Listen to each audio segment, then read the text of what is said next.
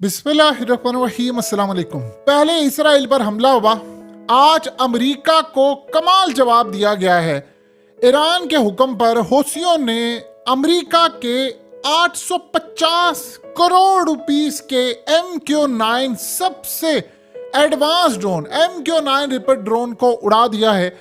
ये इतना बड़ा झटका है कि अमेरिका की सबसे एडवांस टेक्नोलॉजी, असल में ये प्लान क्या कर रहे थे, इन्होंने ड्रोन भेजा था, ये इंफॉर्मेशन कलेक्ट कर रहे थे और उस इंफॉर्मेशन को इन्होंने पास करना था इजराइल को, क्योंकि अब से 2 दिन पहले या 4 दिन पहले जो हमले दोबारा हो चुके हैं और इजराइल के खास तौर पर याद रखिएगा उनके शिप को उड़ाया गया, अमेरिका के शिप को उड़ाया गया, कल बरतानिया के ऑयल टैंकर को उड़ाया गया और फिर उसके साथ अमेरिका के MQ-9 रिपर ड्रोन को उड़ाया गया। इजराइल शदीद बरहम है और इतना ज्यादा बरहम है अमेरिका पर कि तुम मुझे इंफॉर्मेशन कलेक्ट करके नहीं दे रहे, तो उन्होंने कहा कि हम अपने ड्रोन भेजते हैं। और इस दफा उन्होंने जब ड्रोन भेजा, आपको पता है पहले भी उन्होंने तबाह किया, इस दफा जो ड्रोन भेजा वो बड़ा केयरफुली उन्होंने रखा कि जहां पर हौसियों का हमला ना हो सके।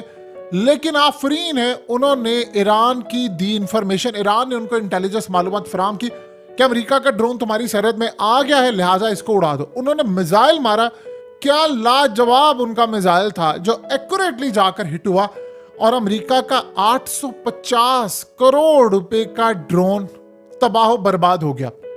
इस ड्रोन के तबाह होने के बाद अब अमेरिका के पास कुछ नहीं बचा कि वो इस खिते के अंदर हौसियों के खिलाफ कोई इंटेलिजेंस मालूमात इकट्ठी कर सके। अब इसके बाद हुआ क्या है, ईरान ने असल में इनको दिया है जवाब। ये जवाब असल में था ईरान की जानिब से, ये ईरान की जानिब से जवाब था उस हमले का। असल में अमेरिका के ड्रोन्स पहले भी आ रहे थे, लेकिन अब उन्होंने ऑर्डर दिया है कि आप इसको जाकर तबाह कर दें। तबाह उन्होंने इसलिए करवाया है कि खित्ते के अंदर अमेरिका ने जो इजराइल के खिलाफ हमला हुआ था इसको जॉर्डन से रोका है, तो आज उन्होंने जॉर्डन को भी पैगाम दे दिया है कि हम तुम्हें भी मारेंगे, घुसकर मारेंगे और इतना मारेंगे कि तुम बर्दाश्त नहीं कर पाओगे। और जाहिर सी बात है ये तब जवाब दिया गया है जब एंटनी ब्लिंकन ने जाकर बीजिंग में धमकी दी चाइना को और कहा कि अब आप तैयार रहिएगा, हम आप पर पाबंदियां आयद करने जा रहे हैं। वो जो सब कुछ वो आपको बताया है, लेकिन उसके साथ जो इंटरेस्टिंग डेवलपमेंट हुई, जैसे ही ब्लिंकन ने अपना ये दौरा कंक्लूड किया है, आप अंदाजा कीजिए शी जिनपिंग की मुलाकात हुई ब्लिंकन से और शी जिनपिंग ने उसके आने से तकरीबन कोई 8 से 10 सेकंड पहले पूछा अपने स्टाफ से, उनसे पूछा ये कब जा रहा है, ये कब निकल रहा है यहाँ से। यानी आप अंदाजा कीजिए कि आम रूटीन में ऐसा होता नहीं है, तो उन्होंने जब पूछा कि कब जा रहा है और साथ ही वो उन्होंने कहा जी आज शाम को ही निकल रहा है। आप सोचे इतनी नफरत करते हैं अब चाइनीज अमरीकियों से। इसके बाद जो सबसे बड़ी डेवलपमेंट है वो ये है कि ईरान के खास तौर पर टॉप लेवल के, यानी आप सोचे कि इस वक्त सूरत हाल ये पैदा हुई है कि ईरान के डिफेंस मिनिस्टर से चाइना के आर्मी चीफ, यानी उनका डिफेंस मिनिस्टर जो है, उनकी मुलाकात हुई है। दुनिया में डिफेंस मिनिस्टर जो होता है वो आर्मी चीफ होता है। ये जो कौमें होती है आगे जा रही होती है उनके यहाँ यही चीज पाई जाती है। सो उन्होंने बातचीत की और आज जानते हैं क्या हुआ, उन्होंने इनको थपकी दी, जिसको जो प्रेस रिलीज की गई है उसमें कहा गया है कि ईरान ने कमाल कर दिया है, इसराइल की बर्बरियत के खिलाफ इससे बेहतर जवाब नहीं हो सकता। ये चाइना के आर्मी चीफ ने कहा है। अब सोचे आर्मी चीफ, डिफेंस मिनिस्टर उठकर ये बात जब कहता है तो इसराइल को क्या पैगाम जाता है, उसको ये पैगाम गया कि भाई हम आपके पीछे खड़े हैं। अब उनको ये बात समझ आ गई है कि असल कहानी ये है कि ईरान को ये कर रहे हैं बैक। कल उन्होंने जब धमकी दी है कि अगर आपने रूस को कंपोनेंट्स बेचने बंद ना किए तो वहां पर पाबंदी आयद करने जा रहे हैं। उन्होंने फिर जो बेइज्जती की, उन्होंने कहा कि तुम मुनाफिकाना काम करना बंद करो, तुम यूक्रेन के अंदर असला देना बंद करो। इजराइल को तुमने $150-200 अरब का असला दिया है और 45,000 बंदा वहां पर उन्होंने मार दिया है, तो असल तो कसूर तुम्हारा हुआ है। अब हालत ये है कि चाइना और रशिया काम जो कर रहे हैं वहां से, अफ्रीका से अब इनकी फौजें निकलवा रहे हैं। अब ये बड़ा जबरदस्त काम हो रहा है जो आम पाकिस्तानी को शायद सही तरह अंदाजा नहीं है कि कितनी बड़ी डेवलपमेंट है। चाइना ने और रूस ने फैसला ये किया है कि अमेरिका को खित्ते से भी फारिग करवाना है और जहां जहां उसके फौजी अड्डे हैं वहां से करवाना है। अब अफ्रीका से वो जगह है जहां से रूस ने अपना इन्फ्लुएंस बढ़ा दिया है, अमेरिकी फौजियों को निकाला जा रहा है वहां से। इसके बाद अगली बारी आनी है मिडिल ईस्ट की। इन्होंने मिडिल ईस्ट से भी निकालना। मिडिल ईस्ट से निकालने का मतलब ये है कि अमेरिका इस काबिल नहीं रहेगा। अब ये जो सूरत हाल है कि आज हौसियों ने MQ-9 रिपर ड्रोन उनका गिराया है, ये कोई आम बात है? ये कोई आम बात है? इतनी एडवांस टेक्नोलॉजी उनके पास कैसे आ गई? इसका सबसे बड़ा मसला यह है कि अगर सऊदी अरब का अड्डा इस्तेमाल करने दिया जाता या मिडिल ईस्ट की दूसरी कंट्रीज का अड्डा इस्तेमाल करने दिया जाता तो उनको कोई मसला ना होता। वो ड्रोन उड़कर आता ऊपर से, जैसे ही उड़कर आता है ईरान का जो शिप खत्ते के अंदर होता है वो इमीडिएटली उसने हौसियों को कह दिया, आ गया अमेरिका का ड्रोन, उड़ाओ इसको, उड़ाओ अभी उड़ाओ। और उसके बाद टेक्नोलॉजी थी, और आप देखिए कि ईरान की जो टेक्नोलॉजी थी उसमें जो फॉल्ट हुआ करता था कि वो एक्यूरेट निशाने पर नहीं लगती थी, आज कमाल हो गया है। उस टेक्नोलॉजी ने बाजी मार दी है इतना एक्यूरेटली कि अमेरिका का MQ-9 रिपर ड्रोन बचता रहा कि जी मैं किसी तरह बच जाऊं, कुछ ना हो, लेकिन उन्होंने उड़ा दिया। इससे यह जाहिर होता है कि अमेरिका के पैरों तले जमीन निकल गई है। आज असल में उन्होंने पैगाम दिया है कि अब आप अगर कोशिश करेंगे हमारे मिसाइलों को रोकने की तो हम देखिए आपके साथ करते क्या हैं। अब बताएं कि अमेरिका का ये पहला नहीं तकरीबन तीसरा ड्रोन है जो तबाह हुआ है, और 3 ड्रोन हौसियों ने तबाह कर दिए। एक टाइम ये था 2016 में कि इन्होंने मिसाइल मारे थे अमेरिका पर, और वो मिसाइल जाकर लगे नहीं थे, यानी इंटरसेप्ट कर लिए थे। अमेरिका ने इतनी बमबारी की थी यमन पर, इतनी बमबारी की थी कि उन्होंने तकरीबन आप समझ लीजिए 8 साल तक दोबारा हमला करने की कोशिश नहीं की अमेरिकियों पर। 8 साल उन्होंने फिर टेक्नोलॉजी बढ़ाई आगे, फिर वो आगे लेकर गए, फिर उन्होंने जाकर अमेरिका को जैसे दबोचा है और हो कमाल कर दिया है। यानी आप ये सोच लें कि आज इजराइल के पैरों तले जमीन निकली हुई है कि हमारे साथ हुआ क्या। अब मजे की बात यह है, हमला जो होता है वो खाली उन्होंने ये नहीं किया कि ड्रोन तबाह किया, साथ उन्होंने ऑयल टैंकर तबाह किए, इजराइल के शिप तबाह किया, अमेरिका का शिप तबाह किया। और मजे की बात सबसे ज्यादा अहम है कि ये नहीं हो रहा इस दफा कि रेड सी से गुजर रहा है कुछ शिप उसको तबाह कर रहे, नहीं, घुसकर मार रहे हैं, जहां दिल करता मार रहे हैं। लेकिन ये बात अभी तक क्यों नहीं कोई डिस्कस कर रहा, सिवाय अमेरिका के चंद एक्सपर्ट। वो ये बात पूछ रहे हैं कि मिडिल ईस्ट में अमेरिका का एयरक्राफ्ट कैरियर है, नेवी है, फ्रांस की नेवी है, यूरोप की नेवी है, बरतानिया वहां मौजूद है, ये हमला क्यों नहीं रोक पा रहे। जो सबसे बड़ी बात यह है कि अब तक हमला हो रहा है, देखिए आप हमला भी तो रोक सकते हैं, आप हमला नहीं रोक पा रहे। इससे साफ जाहिर है कि अमेरिका के हाथ में वो टेक्नोलॉजी, वो चीज, वो लेवल नहीं रहा और उसके पैरों तले जमीन निकल चुकी है। यही तो वह वजह है कि अब तक बड़ी डेवलपमेंट में अमेरिका का पलड़ा जो कभी भारी हुआ करता था वो खेल उनका खत्म हो गया है। अब चाइना के डिफेंस मिनिस्टर और ईरान के डिफेंस मिनिस्टर में जो बातें हुई, उन्होंने कहा हम आपको वो चीजें देंगे, आपके साथ वो कोऑपरेट करेंगे कि आप सोच नहीं सकते। अब जानते हैं एंटनी ब्लिंकन ने जो कल धमकी दी है वो बड़ी अहम धमकी थी। आपको कहा था कि असल धमकी जो है वो ईरान है। मसला ये है कि रूस, उनको लगता है ये रूस को करते हैं, कंपोनेंट्स देते हैं, वो आगे ईरान को देता है, ईरान। आप जानते हैं कि इस सारे मामले पर उन्होंने जो धमकी दी है उसके बाद चाइना इस वक्त शदीद गुस्से में। उन्होंने कहा कि आपने अब ईरान से तेल नहीं लेना। ये उन्होंने धमकी दी है जाकर चाइना को कि आपने ईरान से तेल नहीं लेना, क्योंकि सऊदी अरब के बाद अगर दुनिया में, यानी आप ये समझ लें कि बहुत ज़्यादा इस वक्त मार्केट में तेल कोई जा रहा है तो वो ईरान का जा रहा है, हत्ता कि ऑफिशियली और अनऑफिशियली मिलाए तो बहुत ज़्यादा। तो उन्होंने कहा कि ईरान से आपने तेल नहीं लेना, आप अरबों डॉलर्स का तेल लेते, आपने नहीं लेना। तो उसने कहा कि हम उनसे तेल लेंगे, हर सूरत ले लेंगे, और आप हमारे मामलात में नहीं बोलेंगे।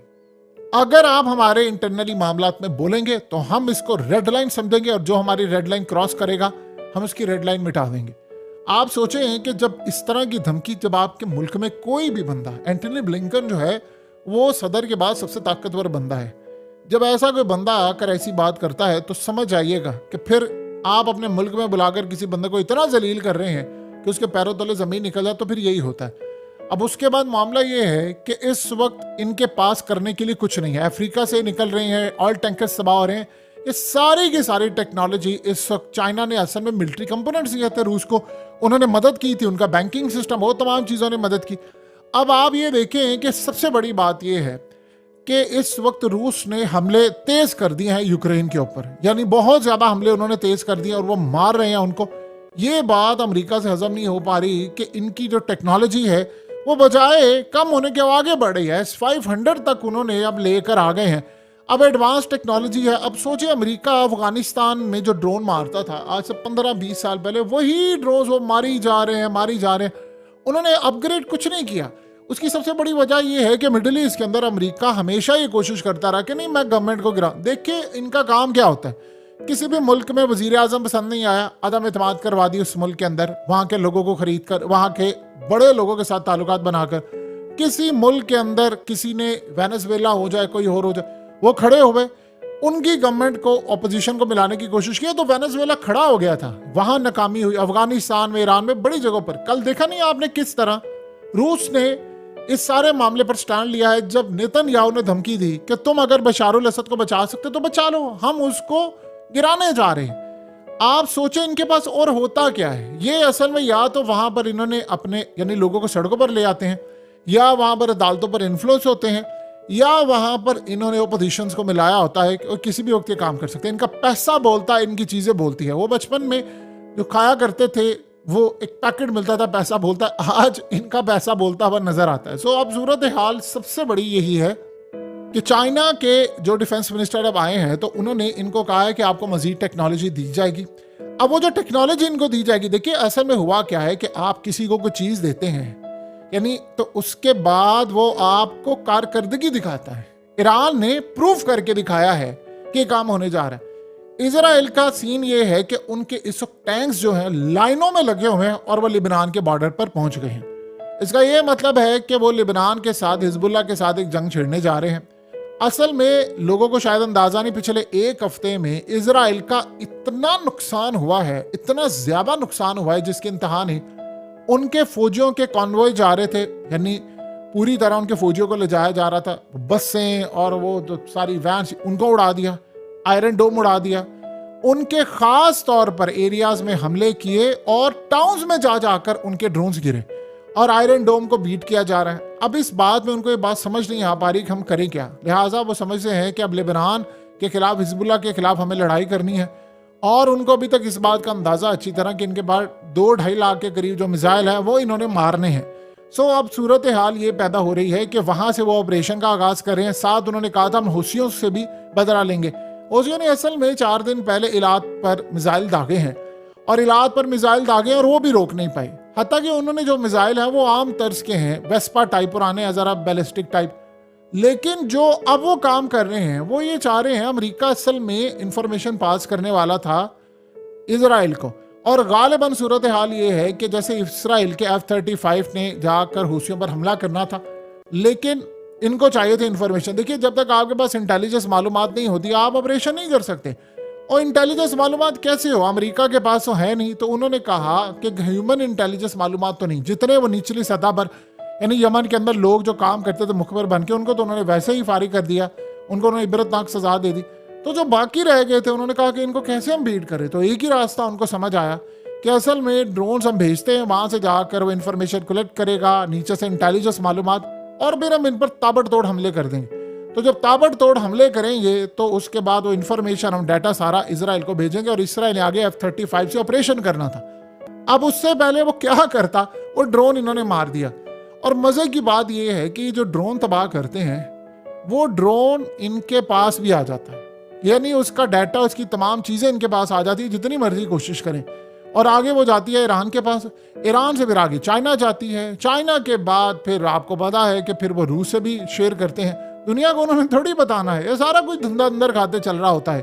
अब इजराइल को शदीद गुस्सा है कि मैं क्या करूं, मेरे खिलाफ मामला इतने आगे बढ़ गए। एक तो इंटरनेशनल क्रिमिनल कोर्ट जो है उस पर वो कह रहे हैं कि और बहुत सारे फौजियों को, नेतन्याहू को, डिफेंस मिनिस्टर को, इन सबको गिरफ्तार करके हमें भेजे। सो अब बताएं कि इजराइल के पास इस वक्त अपने आप को बचाने के लिए क्या है। यानी आप ये सोचें कि इस वक्त इजराइल को दुनिया भर से एहतजाज का सामना इतना करना पड़ा है कि अमेरिका में स्टूडेंट्स सड़कों पर निकले हैं, पेरिस में एहतजाज हो रहा है। और मजे की बात यह है कि एहतजाज में मुसलमान है या नहीं है, गैर मुस्लिम बड़ी तादाद में। इसराइल को इस बात की नहीं समझ थी कि सारी जिंदगी, आपको पता है कि यूरोप के अंदर लोगों ने तारीख उठाई है, उनके पैरों तले जमीन निकल गई। वो कह रहे हैं कि ये लोग तो आए थे मजलूम बनकर और कहा था जी हमें वहां से निकाला जा रहा, आप हमें इमदाद दें, मदद दें, हमें रहने के लिए दें, और यहाँ पर आकर उन्होंने उनके इलाके ही कब्जा कर लिए। तो अब वो असल में पढ़े लिखे हैं, तो जब वो आते हैं अपने मीडिया पर, आप जितना मर्जी जाकर मैनेज कर लें मीडिया को या चीज़ों को, आप इतना बड़ा सच तो नहीं ना छुपा सकते। सो अब इस सूरत हाल के अंदर, यानी मिसाल के तौर पर जो वेस्ट के अंदर पोजीशन है, वो ये कहते हैं बताओ हम आज से 7 अक्टूबर को सही किया था, गलत किया था। तो जो वहां पर पढ़े लिखे लोग हैं वो कहते हैं उसको छोड़ें, आप 1948 से क्यों नहीं शुरू करते। 1948 में इजराइल का नक्शा क्या था, आज इजराइल का नक्शा क्या है। वो जमीन आपने किसी भी मुल्क को, यानी हमास ने ये बात कही है कि आप एक काम कीजिए, आप 1948 की पोजीशन पर चले जाएं, गोलान हाइट्स भी छोड़ दें, यरूशलेम का कब्जा भी छोड़ दें, हम हथियार फेंक देते हैं। उन्होंने कहा जी हम सियासी जमात बन जाएंगे, आप जाएं 1948 की पोजीशन पर। अब अगर ये सूरत हाल देखें तो वेस्ट के अंदर वो कहते हैं यार ये तो बड़ी कमाल ऑफर है अगर ये हथियार फेंक दे। तो वो कहते हैं आप 7 अक्टूबर से क्यों शुरू करते हैं, आप वहां से शुरू करें जहां से जुल्म की दास्तान है। आपने पहले उनके इलाके कब्जे में लिए, उनको मारा, फिर जाकर वो 80 के बाद 90 की दहाई में कहीं हमास बनी तो उन्होंने कहा नहीं अब बदला लेना है। तो अब यहां से क्यों नहीं शुरू करते? वहां के लोग पढ़े लिखे हैं और वो गुफ्तगू करते हैं, सवाल उठाते हैं वहां की ऑडियंस में, इसीलिए तो वहां पर लोग सड़कों पर निकले हैं। सो अब इसराइल की पोजीशन इतनी ज्यादा वीक हो रही है। देखिए एक बात तो आपको कमाल है, लाजवाब है, जिगरा हो आपके पास, टेक्नोलॉजी हो, तो जो कॉम्बिनेशन बनता है वो लाजवाब है। अमेरिका के खिलाफ लड़ने के लिए दुनिया की ताकतें आगे हो रही हैं। अमेरिका खुदा नहीं है।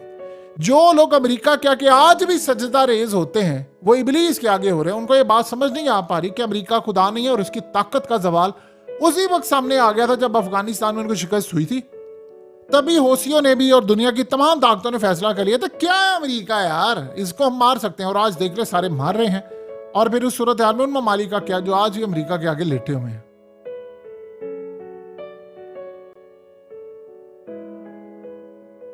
हकीकत टीवी को सब्सक्राइब करना मत भूलें, वीडियो को लाइक करें, शेयर करें और कमेंट सेक्शन में अपनी राय का इजहार जरूर करें।